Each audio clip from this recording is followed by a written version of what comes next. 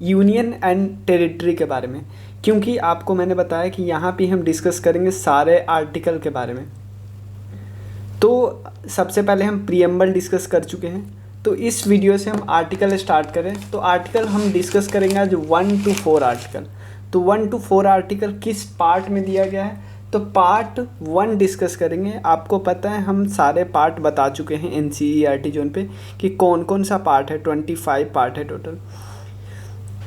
तो इस वीडियो में हम पार्ट 1 डिस्कस करने वाले हैं। पार्ट 1 में 4 आर्टिकल है वो डिस्कस करने वाले। उसके बाद मैं इस वीडियो में सबसे पहले आपको डायरेक्टली जो हमारा संविधान का जो बुक है उससे कॉपी किया हूँ, उसके अलावे उसको सिंप्लीफाई करके हम कैसे डिस्कस कर सकते हैं ताकि हमें याद रहे, क्योंकि चारों आर्टिकल को हम अच्छे से समझेंगे।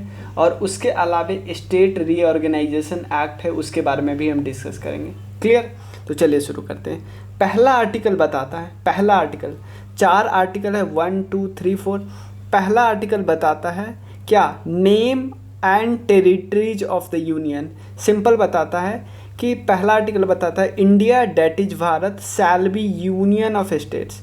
इसका सिंपल मतलब है कि इंडिया, जिसे हम भारत भी बोलते हैं, शैल भी क्या है, यूनियन ऑफ स्टेट्स है। मतलब बहुत सारे स्टेट्स का यूनियन है, मिला के, बहुत सारे स्टेट्स को मिला के बना है।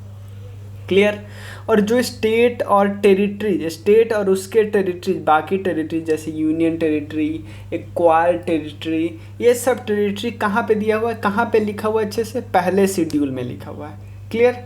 जैसे हम बात करते हैं यूनियन ऑफ स्टेट्स, इसका मतलब होता है कि सारे स्टेट की बात करते हैं, सारे स्टेट का यूनियन। क्लियर? और उसके बाद हम बात करते हैं जब टेरिटरीज ऑफ स्टेट, टेरिटरीज का बात तब करते हैं, उसमें टेरिटरीज में क्या क्या आ जाता है, स्टेट भी आ जाता है, यूनियन टेरिटरी भी आ जाता है, और ऐसे एक्वायर्ड टेरिटरी आ जाता है जो हमने बाद में इंडिया में शामिल किया। जैसे एग्जांपल हम ले सकते हैं पुर्तगीज से, पुर्तगीज से हमने अपना देश, अपना पार्ट लिया था, गोवा, पुडुचेरी वगैरह सब लिया था, दमन एंड दीव लिया था। तो बाद में इंडिया का पार्ट बना, 1962 के आसपास बना। सिक्किम बाद में बना है, 1975 के आसपास बना है। क्लियर? तो पहला आर्टिकल क्या कहता है, पहला आर्टिकल कहता है India that is Bharat shall be union of state, और ये सब लिखा है आर्टिकल शेड्यूल 1 में। शेड्यूल 1 में बता चुका हूँ। तो टेरिटरीज का मतलब होता है कि टेरिटरीज का मतलब होता है state plus union territories plus acquired territory. Clear है ना? तो इसको हम सिंप्लीफाई कर दिए एक लाइन में, मतलब एक बहुत सारे छोटे में, कि India that is union of state, India that is Bharat shall be union of states. Clear? तो यूनियन ऑफ स्टेट्स, इससे, इस पर्टिकुलर लाइन से क्या क्या पता चलता है, आर्टिकल 1 से 2 चीज़ पता चलता है। एक तो हमारा कंट्री, हमारे कंट्री का नाम, क्लियर, इंडिया और भारत। उसके अलावा टाइप ऑफ पॉलिटी पता चलती है कि हमारा, हम यूनियन ऑफ स्टेट है, ना कि फेडरेशन ऑफ स्टेट है। क्लियर? क्योंकि हमने कोई एग्रीमेंट साइन नहीं किया है। फेडरेशन होता तो कोई एग्रीमेंट साइन होता और स्टेट के पास पावर होता कि वो सिसीड कर सकता है बाद में। क्लियर? तो यूनियन ऑफ स्टेट देने का, नाम देने का क्या कारण है, यूनियन ऑफ स्टेट बोलने का क्या कारण है, हम फेडरेशन ऑफ स्टेट क्यों नहीं बोलते हैं? यूनियन ऑफ स्टेट बोलने का एक कारण है कि हम जो इंडिया है वो किसी एग्रीमेंट पे नहीं बना है, कोई किसी एग्रीमेंट के कारण नहीं बना है, और स्टेट के पास ये पावर नहीं है कि वो सेसीड कर सके सेंटर से, मतलब किसी स्टेट का मन हो कि वो सेंटर से अलग हो जाए, ऐसा नहीं है। क्लियर? तो फेडरेशन ऑफ स्टेट नहीं है, यूनियन ऑफ स्टेट है। इसे 2 चीज़ पता चलता है कि name of the state, name of the country, और type of the polity. Clear? और जो हम बात करते हैं टेरिटरीज ऑफ इंडिया, उसमें क्या क्या आता है, स्टेट आता है, यूनियन टेरिटरी आता है, और एक्वायर्ड टेरिटरी जो बाद में हमारे अंदर आया, जैसे पुर्तगाल आया, पुर्तगाल वाला पार्ट आया, दादर नगर हवेली वगैरह आया, सिक्किम, पुडुचेरी, ये सब बाद में आया। क्लियर? तो एक चीज़ हम डायरेक्टली बोल सकते हैं, territories of states greater than होगा हमेशा यूनियन ऑफ स्टेट से। ये तो हमें पक्का पता है, क्योंकि यूनियन ऑफ स्टेट का मतलब सिर्फ क्या होता है, इस सारे स्टेट का यूनियन। क्लियर? उसके बाद टेरिटरीज ऑफ इंडिया का मतलब क्या होता है, स्टेट, यूटी, एक्वायर्ड टेरिटरी, सारे हो गया। क्लियर। अब बात आता है सेकेंड आर्टिकल में। पहला आर्टिकल क्या है, पहला आर्टिकल सिंपल बोलता है कि India that is Bharat shall be union of states. Clear है ना। और आर्टिकल 1 में बताया गया कि हमारी टेरिटरी क्या क्या है, हमारी टेरिटरी स्टेट है, हमारी टेरिटरी यूनियन टेरिटरी है, हमारी टेरिटरी कोई भी एक्वायर्ड टेरिटरी होगी जो इंडिया लीगल तरीके से किसी जगह को अपने अंदर शामिल करेगा। क्लियर। अब आता है आर्टिकल 2। आर्टिकल 2 क्या बोलता है, आर्टिकल 2 सिंपल बात बोलता है कि एडमिशन और एस्टाब्लिशमेंट ऑफ न्यू स्टेट, कोई ऐसा जगह, ध्यान देना, कोई ऐसा जगह जो अभी तक इंडिया का पार्ट नहीं था, अभी तक इंडिया का पार्ट नहीं था, या हो सकता कोई ऐसा जगह जो अभी एक्वायर्ड टेरिटरी था, बाद में इंडिया ने उसको स्टेट बना लिया, जैसे गोवा। क्लियर। और तो यहाँ देखो, तो यहाँ पे बता दिया गया पार्लियामेंट के पास पावर है, ध्यान देना, सिर्फ पार्लियामेंट के पास, सिर्फ पार्लियामेंट, यहाँ पे कोई स्टेट लेजिस्लेचर नहीं आता है। पार्लियामेंट के पास पावर है कि वो किसी जगह को एडमिट कर सकता है। एडमिट का मतलब है ऑलरेडी एग्जिस्ट, जैसे कोई इंडिया का ऑलरेडी पार्ट है उसको स्टेट बना दिया। और एस्टाब्लिश, देखो कोई जगह जो अभी तक इंडिया का पार्ट नहीं था, जैसे 1962 से पहले जो गोवा इंडिया का पार्ट नहीं था, दमन एंड दीव नहीं था, तो इसने क्या किया, एस्टाब्लिश कर लिया, इस पार्ट को भी इंडिया का पार्ट बना दिया और बाद में स्टेट घोषित कर दिया। क्लियर। तो सेकेंड आर्टिकल में, तो सेकेंड और थर्ड आर्टिकल में क्या डिफरेंस है, सेकेंड आर्टिकल बताता है कोई ऐसा जगह जो अभी स्टेट नहीं था उसको कैसे आप शामिल करते हो, लेकिन थर्ड आर्टिकल बताता है कोई स्टेट बन गया है उसके बाद उसके एरिया को कम ज़्यादा उसका रीनेमिंग करते हो, क्या कुछ भी करते हो, या क्या करते हो। क्लियर। तो इसको हम सिंप्लीफाई करके कैसे डिस्कस करेंगे, तो आर्टिकल 2 बोलता है कि parliament can do 2 things, parliament 2 चीज़ कर सकता है। एक, एडमिट, जो एरिया अभी भी इंडिया पहले से इंडिया का पार्ट है उसको स्टेट बना देना, या कोई इंडिया का पार्ट नहीं था उसको स्टेट बनाना है, ये यहाँ पे। But those who already not already in union of state. Clear. तो ये दोनों या तो एडमिट कर सकता है, एंट्री करवा सकता है, या एस्टाब्लिश करवा सकता है। उसके बाद आर्टिकल 3 क्या करता है, आर्टिकल 3 क्या बोलता है, पार्लियामेंट के पास पावर होता है कि वो 2 स्टेट को ऐड कर सकता है, या स्टेट को जैसे एक स्टेट से 2 टुकड़े कर सकता है, या दो स्टेट को जोड़ सकता है। क्लियर। या एक स्टेट एक यूनियन टेरिटरी को जोड़ सकता है, या एक स्टेट और एक यूटी का छोटा छोटा पार्ट लेके एक दूसरा स्टेट बना सकता है, स्टेट के एरिया घटा सकता है, कोई यूटी का एरिया घटा सकता है, और नेम को चेंज कर सकता है, नेम गेम कुछ भी कर सकता है। लेकिन आर्टिकल 3 के आधार पर स्टेट कभी भी स्पेशल स्टेटस नहीं दे सकता, जैसे JNK को दिया गया था, और भी स्टेट को 371 के अंदर दिया गया है, 371A से लेके आगे तक जो दिया गया है। जो आपको स्पेशल स्टेटस की बात किस पार्ट में की गई है, पार्ट 21 में, पार्ट 21 में किया गया है स्पेशल स्टेटस का बात। क्लियर। तो आर्टिकल 2 क्या बोलता है, आर्टिकल 2 बोलता है किसी नए जगह को आप नए जगह को स्टेट बना सकते हो। जैसे एडमिट न्यू स्टेट का मतलब क्या है कि अब जैसे कोई एरिया था वो इंडिया का पार्ट था, हमने उसे एक नया स्टेट बना दिया, मतलब अब उसमें लेजिस्लेटिव असेंबली हमने डाल दिया। क्लियर। अब दूसरा आर्टिकल 2 में 2 चीज़ था कि एक जो ऑलरेडी पार्ट था उसको हमने स्टेट बनाया, और दूसरा एक ऑलरेडी पार्ट नहीं था हमने उसे इंडिया में पहले शामिल किया और स्टेट बना दिया। क्लियर। जैसे गोवा का एग्जांपल ले सकते हैं, 1962 से पहले इंडिया का पार्ट नहीं था। आर्टिकल 3 में हम देख लिए बस फेर बदल है। अब क्वेश्चन है कि आर्टिकल 3 और 2 में चेंज कौन करता है, कोई भी चेंज, इस सारे आर्टिकल से कोई भी चेंज पार्लियामेंट कर सकता है, पार्लियामेंट के अलावा किसी के पास पावर नहीं होता है। और एक और चीज़, आर्टिकल 2 या आर्टिकल 3 में चेंज करने के लिए जो संविधान में अमेंडमेंट करना पड़ता है, उस अमेंडमेंट को उसको 368 से करने की ज़रूरत नहीं, 368 से करने की ज़रूरत नहीं। यानी आप ऑर्डिनरी बिल से आप संविधान में अमेंडमेंट कर सकते हो। आपको पता है ना, 368 के अंदर दो टाइप की अमेंडमेंट पावर है, एक है स्पेशल मेजॉरिटी, एक है special majority plus half state. लेकिन इन दोनों की भी ज़रूरत नहीं है, आप ऑर्डिनरी तरीके से आप संविधान में अमेंडमेंट कर सकते हो, संविधान में अमेंडमेंट कर सकते हो। किस दोनों आर्टिकल से रिलेटेड? आर्टिकल 2 और 3 से। क्लियर? इससे ये पता चलता है ना कि जो स्टेट है वो डिस्ट्रक्टिबल है, मतलब स्टेट को तोड़ा मरोड़ा जा सकता है। जैसे स्टेट को दो टुकड़े में तोड़ दिया, जैसे बिहार झारखंड अलग हुआ है, उत्तराखंड यूपी अलग हुआ है, उसके बाद आंध्रा और तेलंगाना अलग हुआ है, JNK को दो पार्ट में तोड़े, यूटी बनाए। क्लियर? तो अब क्वेश्चन होता है कि अब पार्लियामेंट इसको कैसे करता है? पार्लियामेंट कैसे करता है? पार्लियामेंट के पास पावर कहाँ से आता है? भाई पार्लियामेंट बहुत आसानी से एक चीज़ कर लेता है, सिंपल। अगर कोई बिल देखो, क्योंकि आपको पता है ये बिल सीधा, जैसे किसी स्टेट को नाम चेंज करना है, इवन कुछ भी करना है, स्टेट का एरिया घटाना बढ़ाना है, वो खुद स्टेट कुछ नहीं कर सकता, वो बिल पार्लियामेंट में ही इंट्रोड्यूस होगा। देखो अब मान लो जैसे कोई एग्जांपल है, कोई स्टेट खुद चाह रहा है अपना नाम चेंज करना, तो सबसे पहले वो जाएगा प्रेसिडेंट के पास, प्रेसिडेंट। तो प्रेसिडेंट ऐसे बिल को पास होने के लिए प्रेसिडेंट का प्रायर रिकमेंडेशन चाहिए होता है। ये बिल तभी इंट्रोड्यूस होता है, ये बिल तभी इंट्रोड्यूस होता है कहाँ पे? पार्लियामेंट में।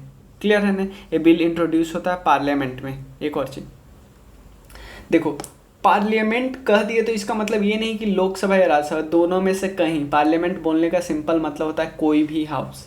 क्लियर? तो अब क्या होता है, प्रेसिडेंट क्या करता है? प्रेसिडेंट के हाथ में अभी बिल है, तो प्रेसिडेंट उस बिल को रेफर करता है स्टेट लेजिस्लेटिव असेंबली में। ध्यान देना कि हम तुम्हारे स्टेट का दो टुकड़ा कर रहे हैं, ठीक है। पर प्रेसिडेंट भेजता है स्टेट लेजिस्लेटिव असेंबली को कि हम तुम्हारे स्टेट का दो टुकड़ा कर रहे हैं। क्लियर? देखो, और ये कभी भी बिल, मतलब अगर प्रैक्टिकली देखो तो कभी बिल खुद से नहीं पास होता। जब देखते हैं कि स्टेट ऐसे ऐसे, मतलब बहुत स्टेट में प्रॉब्लम चल रहा है, तभी कोई पार्लियामेंट दो टुकड़े में तोड़ता है, क्योंकि हो सकता है कभी बहुत ज़्यादा मूवमेंट हो रहा है किसी स्टेट में, और किस बेसिस पे तोड़ता है कुछ वो भी हम देखेंगे। क्लियर? तो प्रेसिडेंट वो बिल स्टेट लेजिस्लेटिव असेंबली के पास शेयर करता है और बोलता है कि आपके पास इतना समय है, आपके पास 2 महीने का समय है, आप इस 2 महीने में अपना ओपिनियन भेज सकते हैं। तो क्या स्टेट लेजिस्लेटिव असेंबली जो अपना ओपिनियन प्रेसिडेंट पे भेजेगी, क्या वो ओपिनियन बाइंडिंग होगा प्रेसिडेंट पे? नहीं नहीं नहीं, बिल्कुल नहीं। स्टेट लेजिस्लेटिव असेंबली को एक तो टाइम लिमिट दिया जाता है, अगर टाइम लिमिट के अंदर भी ये ओपिनियन अपना दिए ना प्रेसिडेंट को, तो भी ये क्या होगा? कोई बाइंडिंग नहीं है। क्लियर है ना? इवन टाइम लिमिट के अंदर भेजे हो उसके बाद भी कोई बाइंडिंग नहीं है। क्लियर? और एक और चीज़, ये तभी इंट्रोड्यूस हो सकता है जब प्रायर रिकमेंडेशन हो प्रेसिडेंट का, ये तो हमें पता है ना। और उसके बाद बिल पास हो जाता है सिंपल, दोनों हाउस में simple majority, simple majority. Clear? 50% of present and voting, simple. अब क्या है कि आर्टिकल 4 में बोलता है, आर्टिकल 4 में बोलता है कि कुछ भी चेंज करना हो, कुछ भी अमेंडमेंट करना हो आर्टिकल 2 और 3 के अंदर, तो इसके ऐसा नहीं है। जैसे आप मान लो एक एग्जांपल लेते हैं, JNK से आपने बनाया जम्मू एंड कश्मीर और लद्दाख, 2 UT बनाया, तो भाई आपका एक शेड्यूल है, उसमें भी तो आपने बदलाव किया ना। फॉर पहला शेड्यूल, 4th शेड्यूल में भी बदलाव किया। क्लियर? 4th शेड्यूल में बदलाव किया, सिंपल 4th शेड्यूल में बदलाव किया होगा। क्लियर? अब एक और चीज़ बात करते हैं, सिंपल। तो पहले शेड्यूल, जैसे मान लो एक स्टेट, कोई स्टेट है, उसमें अभी राज्यसभा में सीट जाती है 10, अगर वो स्टेट को अपने 50-50% में डिवाइड किया है, 50-50% में, तो दोनों जगह से 5-5 सीट जाएगी। ऐसा नहीं दोनों जगह से 10-10 आने लगेगी। और अगर 60-40 से डिवाइड किया है, क्योंकि हम 60-40 किस सेंस में बोल रहे हैं? पॉपुलेशन के सेंस में बोल रहे हैं। तो यहाँ से 6 सीट जाएगी, यहाँ से 4 सीट जाएगी, यानी किस स्टेट से जाएगा तो 4th शेड्यूल में भी चेंज किया जाएगा। क्लियर है ना। लेकिन आपने एक बार देखा होगा कहीं पे कि फोर्थ शेड्यूल में बदलाव करना होता है तो special majority plus half state की ज़रूरत होती है। ऐसा किस लिए होता है भाई? अगर पार्लियामेंट चाहे कि मैं फोर्थ शेड्यूल को ही हटाना चाहता हूँ, या मैं हर स्टेट को 2-2 सीट देना चाहता हूँ, एकदम इक्वल रिप्रेजेंटेशन हर स्टेट का होना चाहिए, तो अगर स्टेट ऐसा करना चाहता है ना, सॉरी पार्लियामेंट अगर ऐसा करना चाहता है ना, तो इसके लिए ये ज़रूरी है, इसके लिए special majority plus half state की ज़रूरत है। लेकिन अगर फोर्थ आर्टिकल में दिया गया है कि पार्लियामेंट जब भी 2 और 3 को चेंज करेगा, में अमेंडमेंट लाएगा, तो ऑटोमेटिकली 1 और 4th शेड्यूल चेंज होगा ही होगा, इसमें अमेंडमेंट आएगा ही आएगा। JNK से आपने 2 किया तो वहाँ पे जो JNK लिखा हुआ उसको काट दिया गया, उसमें 2 नए नाम लिख दिए गए, सिंपल यही होता है ना। लेकिन इसको फोर्थ आर्टिकल को कंक्लूड करने के लिए पार्लियामेंट को सिंपल मेजोरिटी की ज़रूरत होती है, उसे 368 की ज़रूरत भी नहीं है, क्लियर है ना। उसे ऑर्डिनरी लेजिस्लेटिव प्रोसेस की ज़रूरत है, क्लियर, कोई दिक्कत नहीं है। यानी हम चारों आर्टिकल एक बारी और समझ लेते हैं। पहला आर्टिकल बताता है नाम और किस टाइप की पॉलिटी है, कि India that is Bharat shall be union of state rather than federation of state. क्यों? क्योंकि हम कोई एग्रीमेंट से एक साथ नहीं आए हैं जैसे USA आया था, और स्टेट के पास ये पावर नहीं है कि वो सिसीड कर जाए सेंटर से, क्लियर। उसके बाद आर्टिकल 1 बताता है कि जो टेरिटरी ऑफ इंडिया है उसमें स्टेट है प्लस यूटी है प्लस और भी एक्वायर्ड टेरिटरी है, और ये सब तीनों एक कहाँ पे लिखा गया? शेड्यूल 1 में लिखा गया। शेड्यूल 1 में एक्चुअली लिखा क्या कर रहा था पता है? कि सारे स्टेट, यूटी, एक्वायर्ड टेरिटरी का नाम और एक्सटेंट कि कहाँ तक फैला हुआ है, कौन सा कहाँ तक फैला हुआ है, क्लियर। और जो आर्टिकल 1 के प्रोविज़न वगैरह होते हैं, जितने प्रोविज़न हैं वो थोड़ा हर स्टेट पे लागू होते हैं, लेकिन कुछ स्टेट जैसे जहाँ पे थोड़ा स्पेशल पावर दिया गया वहाँ पे थोड़ा अमेंडमेंट करके लागू होता है कोई भी आर्टिकल, क्लियर।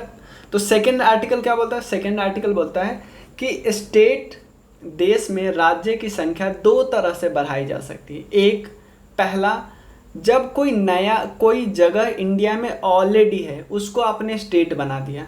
दूसरा, कोई जगह इंडिया में ऑलरेडी नहीं था उसको स्टेट बना रहे हो, तो आर्टिकल 2 ये कहता है।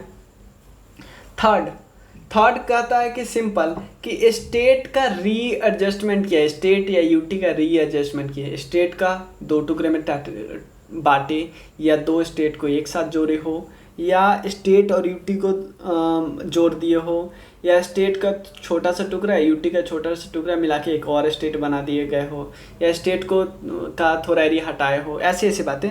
तो ये सब आते हैं आर्टिकल 3 में। आर्टिकल 4 बताता, और एक और चीज़, आर्टिकल 3 में कभी भी स्पेशल स्टेटस की बात नहीं की जाती है कि भाई स्पेशल स्टेटस मिल गया। आर्टिकल 4 बताता है कि आर्टिकल 2 और 3 में जो भी चेंज करना है वो सिर्फ और सिर्फ पार्लियामेंट करेगा, कोई भी चीज़। और एक चीज़ मैं और बताता हूँ कि 1969 में सुप्रीम कोर्ट का एक जजमेंट आया था, सुप्रीम कोर्ट का, कि अगर सेटलमेंट करना है boundary dispute between countries, 2 country के बीच की बात कर रहा हूँ, तो इसके लिए ज़रूरी नहीं है हमारे संविधान में अमेंडमेंट करना, नहीं, आप एग्जीक्यूटिव मीन्स से भी सेटलमेंट कर सकते हो, जो कि हुआ है इंडिया और बांग्लादेश के साथ हुआ था।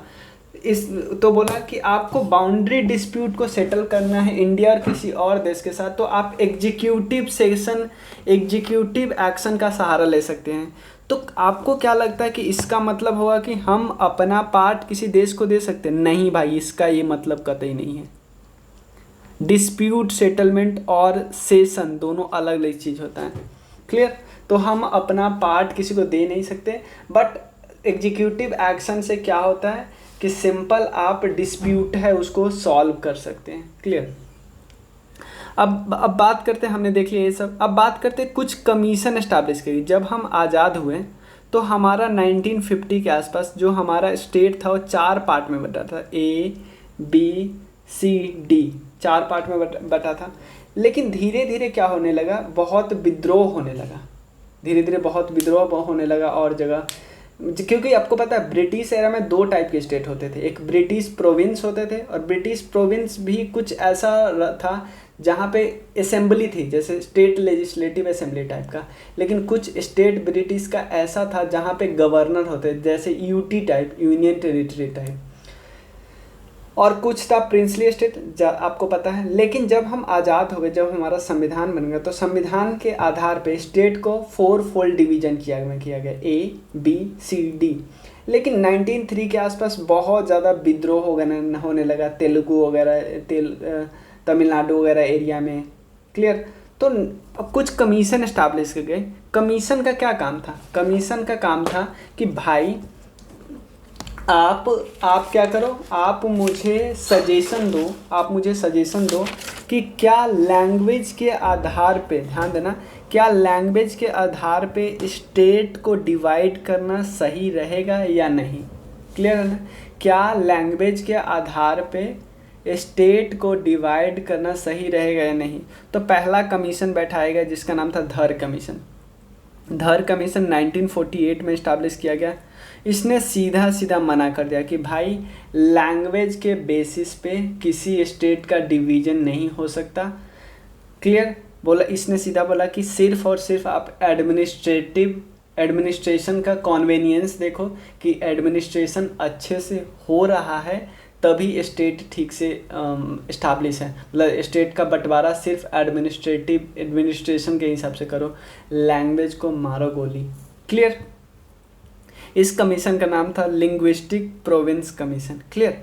उसके बाद एक और कमीशन इस्टाब्लिश किया गया JVP, जिसमें थे जवाहरलाल नेहरू, वल्लभ भाई पटेल, और एक है पट्टा रधी सीतारामन्य करके नाम है, सीतारामन्य उनका सरनेम है।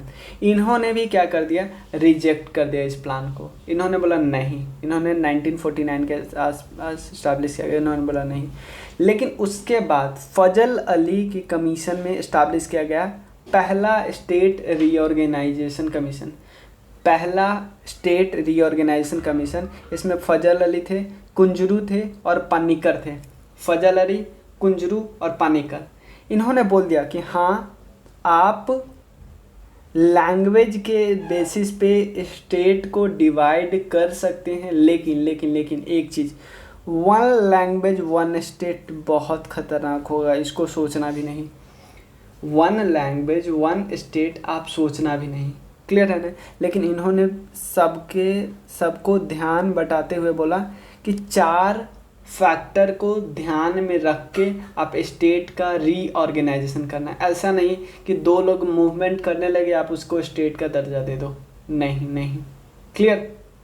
सबसे पहला वो फैक्टर है ऑफ रीऑर्गेनाइजेशन है, देश का सॉवरेनिटी, यूनिटी और इंटीग्रिटी प्रिजर्व, स्ट्रेंथन और मेंटेन होना चाहिए। ऐसा नहीं कि रीऑर्गेनाइजेशन करने से, स्टेट को बांटने से हमारा जो सॉवरेनिटी, यूनिटी, इंटीग्रिटी थोड़ा ब्रेक होने लगा। जो हम इतना एक साथ थे, जो हमारा कल्चर प्रिजर्व था, वो टूटने लगा। ऐसा नहीं होने देंगे, क्लियर। सेकंड, पैसा है भाई एडमिनिस्ट्रेशन के लिए। आप स्टेट की तो मांग करते हो, लेकिन क्या आपके पास पैसा है एडमिनिस्ट्रेशन के लिए? नहीं। थर्ड, लैंग्वेज एंड कल्चर पे फोकस करना चाहिए। ऐसा नहीं कि आपका लैंग्वेज के बेसिस पे आपने बांट तो दिया, लेकिन लैंग्वेज ही ब्रेक हो गया, कल्चर ब्रेक हो गया। उसके अलावा वेलफेयर ऑफ द पीपल, क्या लोगों का वेलफेयर होगा, या कुछ लोग अपने मूवमेंट करने वाले लोग अपने सत्ता को पाने के लिए सिर्फ मूवमेंट कर रहे हैं, क्लियर, समझ गए ना। उसके बाद इन्होंने फजल अली ने जो 4 फोल्ड क्लास था उसको हटा दिया, 4 फोल्ड क्लासिफिकेशन था उसको हटा दिया गया। और 7th कॉन्स्टिट्यूशनल अमेंडमेंट एक्ट में, जो कि हुआ 1956 में, उसमें 14 स्टेट और 6 यूटीज बनाए गए। ये 19-5 मैंने याद करने के लिए किया है। 19 में से 5 गया तो 6, 19 में से 5 गया तो क्या होगा 14, और लास्ट वाला नंबर है 6, यानी 14 स्टेट और 6 यूटी बनाए गए। कब? 1956 में। किस अमेंडमेंट के तहत? 7th अमेंडमेंट के तहत, क्लियर, इतना क्लियर है। उसके बाद कौन कौन स्टेट बना, उसके बाद कुछ स्टेट बने हैं, उनको उसके बारे में मैं बता दे रहा हूँ, मैंने लिखा नहीं था उसे। सबसे पहले बॉम्बे रीऑर्गेनाइजेशन एक्ट आता है, बॉम्बे रीऑर्गेनाइजेशन एक्ट 1960, जिसमें बॉम्बे को डिवाइड किया जाता है दो पार्ट में, गुजरात और महाराष्ट्र है, लैंग्वेज के बेसिस पे गुजरात और महाराष्ट्र। उसके बाद 1962 में नागालैंड को सेपरेट स्टेट बनाया जाता है, नागालैंड को। 1966 में पंजाब को डिवाइड किया जाता है, पंजाब और हरियाणा में। 1970 में जो हिमाचल था, एक यूटी था, उसको एक स्टेट बना दिया जाता है, इस हिमाचल प्रदेश को। क्लियर। उसके बाद मणिपुर, त्रिपुरा, मेघालय और union territory of Mizoram, Arunachal Pradesh, जो सब इस्टेब्लिश हुआ गया था 1971 में। मणिपुर, त्रिपुरा, मेघालय और union territory of Mizoram and Arunachal Pradesh 1971 में इस्टेब्लिश किया गया। लेकिन मिजोरम और अरुणाचल प्रदेश को स्टेटहुड अचीवमेंट हो गया 1986 में। उसके अलावा 36th कॉन्स्टिट्यूशनल अमेंडमेंट एक्ट के आधार पे 1975 में सिक्किम को स्टेटहुड का दर्जा दिया गया। 1987 में गोवा को, 1 नवंबर 2000 को, 1 नवंबर 2000 को किसको, छत्तीसगढ़ को, 8 नवंबर 2000 को उत्तराखंड को, मतलब जिसको उत्तरांचल भी बोलते हैं, पहले उत्तरांचल बोलते थे, आप उत्तराखंड। झारखंड को 15 नवंबर 2000 को। उसके बाद तेलंगाना को, तेलंगाना 2014 में। तेलंगाना जैसे ही डिवाइड हुआ तो 29 स्टेट और 7 यूटी आ गया।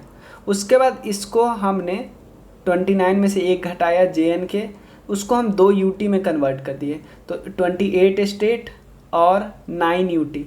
उसके बाद हमने क्या किया, हमारे पास जो 9 यूटी में 2 यूटी था, दमन एंड दीव एंड दादर और नगर हवेली, दोनों गुजरात मुंबई के पास है, दादर एंड नगर हवेली, दोनों के मिला के 1 यूटी हम बना दिए। एक्चुअली क्या था, जो दादर एंड नगर हवेली और दीव दोनों एक साथ था, दमन थोड़ा दूर था, तो इसलिए तीनों को एक साथ जोड़ के हमने बना दिया, चारों को एक साथ जोड़ के हमने यूटी बना दिया।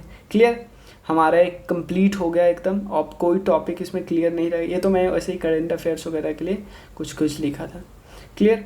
तो अगर आपको चाहिए नोट्स तो मैं नोट्स भी प्रोवाइड कर दे सकता हूँ। मैं क्या करता हूँ कि ये अपने लिए बनाया हूँ और मैं इसके नीचे इस टॉपिक से रिलेटेड करंट अफेयर्स जो आते हैं उसको ऐड ऑन करता हूँ, ताकि मेरा कॉम्प्रिहेंसिव तरीके से एक साथ हो सके। क्लियर। तो अगर इसमें कोई प्रॉब्लम है, जो नेक्स्ट वीडियो आएगा उसमें हम सिटीजनशिप डिस्कस करेंगे अच्छे से, बिल्कुल जिस तरह इसमें मैं एकदम तोड़ के, क्योंकि आपको इतना ये इतना ध्यान रखने की ज़रूरत नहीं है। आप 2 लाइन ये ध्यान रखो, 3 लाइन, और 2 लाइन 3 लाइन ये ध्यान रखो। क्लियर। अब देखो कि नोट्स ऐसे बनाया जाता है, मतलब मैं वैसे ही अभी आपके लिए वो लिखा हूँ, लेकिन मेरे नोट्स में सिर्फ ये होना चाहिए, होगा। क्लियर। अब देख लो कितना शॉर्ट में आपका पूरा आर्टिकल कंप्लीट हो जाएगा, ये वाला इतना, लेकिन ये धीरे धीरे आप में आएगा, या अगर आ गया है तो अब बहुत अच्छी बात है, लेकिन धीरे धीरे आएगा। क्लियर। तो चलिए, थैंक यू। जैसे हमने देखा कि हमने तीनों कमीशन को इतना आसानी से लिख लिया, कमीशन जो आया है ये वाला। क्लियर। मतलब 3 जो बॉक्स बनाया ना, ये ही तीनों है सिंपल इम्पॉर्टेंट। क्लियर। तो हमारा ये टॉपिक कंप्लीट होता है। और चलिए, थैंक यू सो मच। आप इस चैनल को सब्सक्राइब कीजिए। चलिए, थैंक यू।